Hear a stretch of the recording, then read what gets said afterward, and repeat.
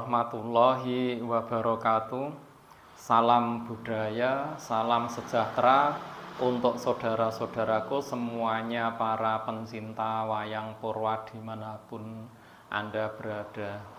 Di sini saya akan mereview salah satu koleksi saya, ya ini koleksi terbaru mungkin ya bisa dikatakan, yaitu wayang tokoh Jagal Abilowo. Nah, ini wayang Jagal Abilowo itu saat sekarang banyak yang menggemari, banyak yang menggandrungi tokoh Jagal Abilowo mungkin ya. Nah, Jagal Abilowo ini kemarin wayang putihannya itu saya pesan pada Mas Tulus Dumadi di Desa Kepuh Sari, Kecamatan Manyaran, Kabupaten Wonogiri. Nah, saya memesan wayang ini mungkin berbeda dengan Jagal Abilowo pada umumnya ya, karena saya menginginkan Jagal Abilowo itu ukurannya seperti Werkudara Wanda Bedhil. Jadi pundakannya ini imbang dengan Werkudara Wanda Bedhil, kemudian kalungnya tidak menggunakan kalung Wulan Tumanggal, tetapi bludren seperti wayang Werkudara pada umumnya. Kemudian rambutnya ini diudal, jumlahnya itu 13, itu sebagai lambang Wonoprastho selama 12 tahun dan 1 tahun itu penyamaran atau singitan di negara Wirata. Nah, kemudian pulasannya ini pulasan Prodo Mas, Prodo Leong ya, 99%, 24 karat. Nah, pemulasnya adalah Mas Widodo Furkon dari Kepuh Sari Manyaran juga. Nah, ini jadi saya kemarin itu juga datang langsung kepada beliau-beliau yang saya pesani, mulai dari putihannya, kemudian mulasnya. Nah, itu saya datang langsung kepada si empunya. Terus kemudian gapitnya ini adalah tanduk kerbau. Jadi sebelum wayangnya jadi itu saya sudah pesan gapit terlebih dahulu itu di tempatnya Mas Rianto, ya, yang Facebooknya Mbah Gondrong itu. Jadi ini gapit tanduk kerbau ini karyanya Mas Rianto. Nah, ini.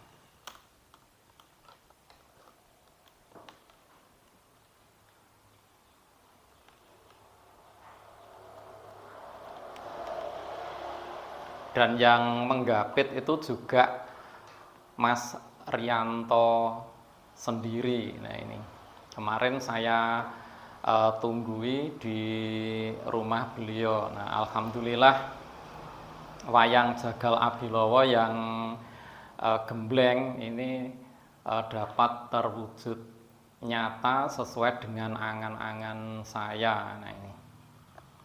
Nah,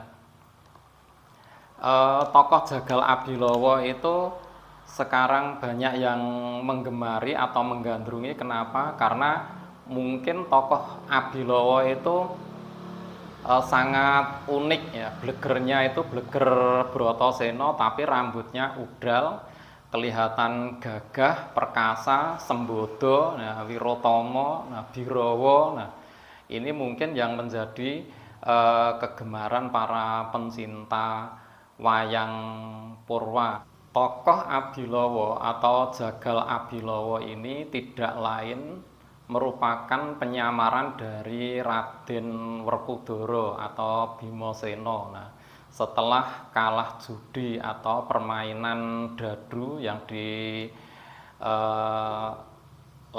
di negara Hastinapura. Nah, dari kecil mungkin tokoh Werkudara atau Bratasena itu sudah terbiasa dengan ujian-ujian ya, dengan berbagai macam cobaan yang dialami dengan saudara-saudaranya para Pandawa lima. Nah, sejak berguru kepada Resi Drona di Sokolimo itu diceburkan samudra itu karena diminumi racun oleh Patih Sengkuni dan para Kurawa. Nah, akhirnya ditolong oleh Sang Hyang Basuki. Nah, itu ya sesuai dengan cerita Mahabharata bahwa ketika Bratasena itu diceburkan di samudra, nah itu ditolong oleh Sang Hyang Basuki. Nah, hingga lakon demi lakon ya, dari gagalnya Puntadewa dinobatkan menjadi raja itu di Yasakne Bale Golo-golo atau Bale Sigolo-golo di telatah Waranawata. Di sana ada pesanggerahan namanya Pramonokoti. Nah, terus di situ akhirnya balenya dibakar dan ternyata juga Pandawa itu selamat ditolong oleh Garangan Putih. Terus kemudian dibawa sampai ke Kayangan Saptopratala itu di tempatnya Sang Hyang Bathara Antaboga. Malah di situ Bratasena itu dinikahkan dengan Dewi Nagagini atau Bathari Nagagini. Nah, setelah dari Kayangan Saptopratala, Bratasena, Pandhawa dan ibunya itu sampai ke Ekacakra. Nah, di Ekacakra sana ternyata Bratasena itu dimintai pertolongan untuk membebaskan masyarakat Ekacakra dalam cengkramannya Prabu Baka. Nah, Prabu Baka juga dapat dibinasakan. Nah, terus sampai ke cerita selanjutnya yaitu Babat Wonomarta. Ternyata kerajaan Hastinapura itu sudah dilintirke atau sudah diberikan pada Kurupati atau mudanya Duryudana itu. Akhirnya Bratasena itu meminta restu atau pangestu kepada pempundennya itu untuk Babat Wonomarta, hingga cerita itu dia bertemu dengan Dewi Arimbi. Nah, terus kemudian cerita demi cerita bertubi-tubi itu lakon pembuatan Sungai Serayu ya, ketemu dengan Bathari Urangayu, terus hingga lakon lahirnya Gatotkaca, kemudian lakon Sesaji Rajasaya. Nah, terus kemudian lakon Dewa Ruci.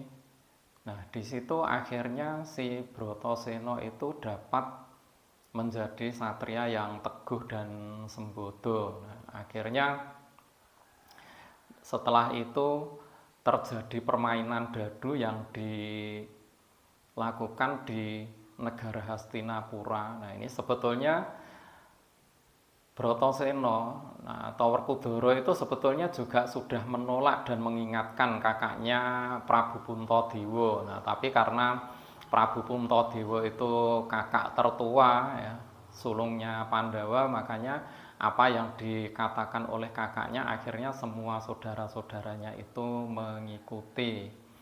Nah, kalau ditantang Kurawa itu seandainya tidak dilayani, nah itu ya rasanya perkewuh, wong diajak bermain dadu kok enggak mau. Nah, itu mungkin Prabu Puntadewa itu juga merasa seperti itu, tapi karena Werkudara itu sebetulnya sudah tahu siasat dan kelicikan Prabu Duryudana yang sebetulnya itu juga diprovokasi oleh Patih Haryo Sengkuni itu. Nah, akhirnya judi yang awalnya itu totohannya itu hanya sedikit, Mas Pices Rajabrono, kemudian barang-barang kerajaan ya, kereta, nah, dan isen-isennya kerajaan, kemudian kerajaannya, hingga saudara-saudaranya, istrinya dan dirinya sendiri yaitu Prabu Puntadewa. Nah,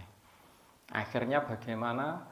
Ya namanya judi itu ya kalau orang itu kalah ya pengen menang, tapi kalau menang itu ya tidak mau segera menyudahi. Nah, akhirnya para Pandawa itu harus meninggalkan kerajaan Indraprastha atau kerajaan Amarta. Nah, dalam pembuangan selama 12 tahun itu di hutan Kamiyaka. Nah, terus kemudian 1 tahun itu menyamar. Nah, kenapa saya Jagal Abilawa yang seperti ini, yang ukurannya itu seukuran Werkudara? Nah, karena kalau menurut pendapat saya sendiri, antara Jagal Abilawa dan Bratasena itu berbeda. Karena Bratasena itu terakhir itu di dalam lakon Diwaruci.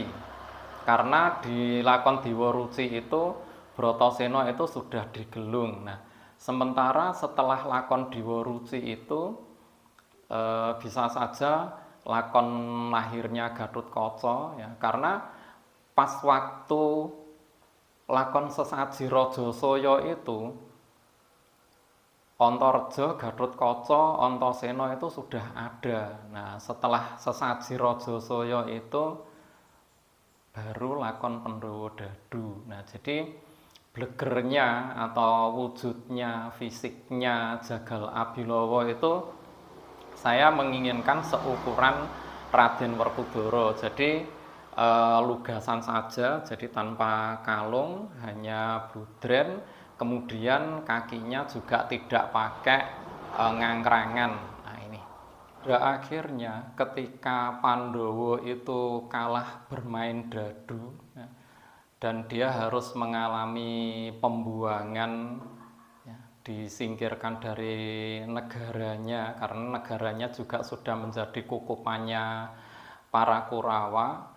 Akhirnya para Pandawa itu di hutan Kamiyaka itu selama 12 tahun ya. Jadi ujian demi ujian itu juga dialami atau dirasakan oleh para Pandawa itu di hutan Kamiyaka itu selama 12 tahun. Nah, termasuknya Arjuna itu juga yang akhirnya bertapa di Gua Witara menjadi Ciptoning, dan termasuk Prabu Puntadewa itu juga mendapatkan wahyu dharma. Nah, itu juga di masa-masa pembuangan selama 12 tahun itu. Nah, akhirnya ketika di negara Wirata semuanya menyamar supaya tidak diketahui oleh para Kurawa. Nah, akhirnya menyebar, Puntadewa itu menjadi lurah pasar atau tondo, nah, dengan nama Tondo Dwijakangka. Nah, kemudian untuk Werkudara itu menyamar menjadi seorang penyembelih binatang Rajakaya di Pejagalan. Dia ikut Ki Jagal Welakas menjadi anaknya Ki Jagal Welakas. Nah, entah mengapa kok bisa jadi anaknya Ki Jagal Welakas. Mungkin sebelumnya ya sudah ketikan dulu dengan Ki Jagal Welakas karena mungkin sudah tahu ya kalau Bilawa itu sebetulnya adalah panenggak Pandhawa. Nah, sampai primpen seperti itu. Nah, itu kalau secara di logika kan seperti itu. Terus sementara untuk Arjuna itu menjadi seorang kedi atau kandi itu bernama Wrahatnala. Dia menjadi juru beksa dan dia berada di Keputren Wirata. Nah, dan juga melatih tari putri-putri di Taman Kerajaan Wirata. Kemudian adiknya yang kembar Nakula Sadewa itu menjadi Tantripala dan Domogranti, yang satunya itu menjadi panegar atau pelatih kuda, yang satunya menjadi juru tanaman, ulah tetanen atau pertanian ya, termasuknya tanaman sawah dan tanaman palawija. Nah, sedangkan Dewi Drupadi itu menjadi perias atau penghias putri-putri keraton ya, utamanya adalah Dewi Utari itu dengan nama Salindri. Nah, ternyata di Wiroto itu juga banyak ujian ya, bertubi-tubi, termasuknya adalah Salindri itu yang mau diperistri oleh Kencoko. Nah, akhirnya juga bisa dibebaskan oleh si Abilowo atau Jagal Abilowo. Nah, termasuknya juga Prabu Puntadewa yang ketika dia memberi laporan kepada Prabu Matswapati itu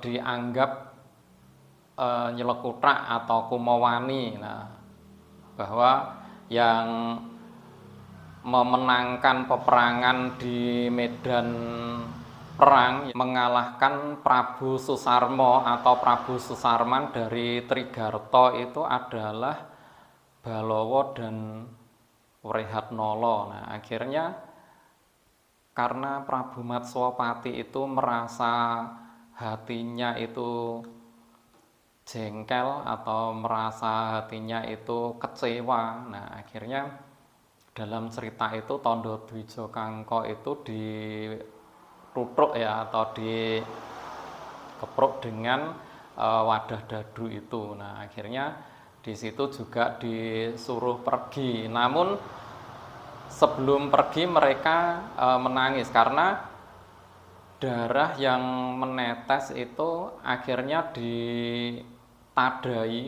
oleh Dewi Drupadi, nah, supaya tidak jatuh ke bumi. Kalau jatuh ke bumi itu nanti akhirnya menjadi lemah sangar atau tanah yang sangat werit atau tanah yang gawat. Nah, akhirnya mereka mau meninggalkan, tapi Prabu Matswapati itu tahu kalau di situ ada darah putih. Nah, akhirnya kaget karena raja yang memiliki darah putih itu hanya Raja Amarta atau Indraprastha, yaitu Prabu Puntadewa. Nah, akhirnya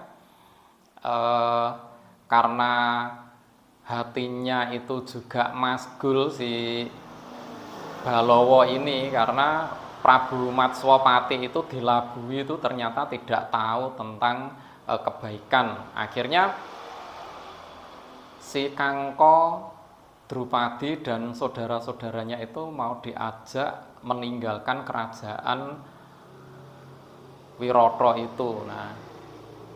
Nah, sebelum beranjak jauh, akhirnya Prabu Matswapati itu tahu ternyata di situ ada darah putih. Nah, itu berarti itu tidak lain dan tidak bukan adalah Prabu Puntadewa. Nah, pas waktu itu akhirnya penyamaran para Pandawa itu kewiyak atau terbuka. Nah, di saat itu pun juga hari itu juga penyamaran para Pandawa itu selama 1 tahun itu juga sudah selesai, atau selama 13 tahun akhirnya sudah lunas dalam seketika di hari itu. Nah, mungkin di dalam sanggit cerita yang lainnya juga lebih dari 1 tahun. Nah, itu mungkin sekilas tokoh Jagal Abilowo ya, dalam penyamaran di Kerajaan Wiroto. Demikianlah uraian singkat tentang tokoh Jagal Abilowo atau Balowo. Semoga deskripsi yang singkat ini bisa menambah wawasan dan pengetahuan, dan keberadaan tokoh Jagal Abilowo ini bisa menambah khasanah perbendaharaan wayang purwa yang saya koleksi.